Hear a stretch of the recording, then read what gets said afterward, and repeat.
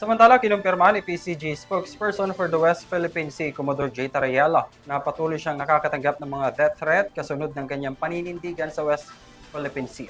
Kalakip nito, itinanggi niya ang mga spekulasyon na tatakbo siya sa susunod na eleksyon. Ito ngayon ang detalye sa aking report. Sa kabila ng kanyang paninindigan at unfiltered pagdating sa transparency sa ating mga karagatan, partikular na ang agresyon ng China sa South China Sea, binasag ni PCG spokesperson for the West Philippine Sea, Commodore J. Tariela, mga spekulasyon na papasok siya sa politika kasunod ng kanyang umano'y patuloy na paglutang pagdating sa WPS. Ayon kay Tariela, wala siyang balak tumakbo at iginiit na kaya lang naman siya nagsasalita ay para panindigan ng soberanya ng Pilipinas at para mamulat ang anyay mga Pilipino sa kahalagahan nito. Secondly, I will already be promoted for my second star already. When? Hopefully next month or this month. Congratulations, advance congratulations. So, Sa edad na 44, mahaba pa ang tatahakin sa uniform service at mas mahalaga sa kanya ang kanyang tungkulin sa PCG at maganda ang karir na tinatahak nito sa ahensya. Sa katunayan, sa susunod na buwan ay makukuha raw niya at mapopromote na siya bilang 2-star general ng Coast Guard. kung ako ikaw, ma'am, maganda naman ang tinatahak mong karir sa Coast Guard.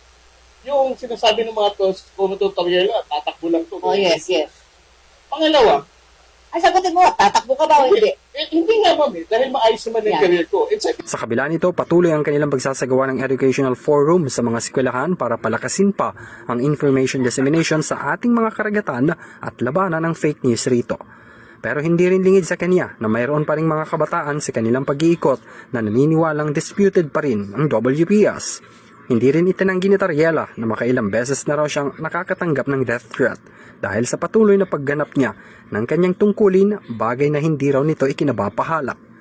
yung social media na Ilang beses siyang ginagamit pinatay. Hindi ko nga alam kung ilang beses na nagpadala doon, napapatayin ako, pupuntahan ako sa bahay, almost every day. And random numbers. And I just ignore it. Para sa akin, so far, di pa naman ako namamatay. Para sa Ure TV News, ako si Henry Villa.